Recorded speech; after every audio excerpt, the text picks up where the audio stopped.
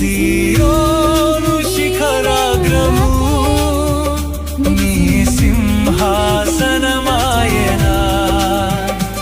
సీయోను శిఖరాగ్రము నీ సింహాసనమాయనా. ఒకవేళ ఈ వాక్యం వింటున్న నీ బ్రతుకులు, అయ్యా ఏడ్పుతో నేను బ్రతుకుతున్నా, జీవితాంతం ఏడ్పే ఉంటుందా? జీవితాంతం దుఃఖమే ఉంటుందా? జీవితాంతం కన్నీళ్ళే ఉంటాయా?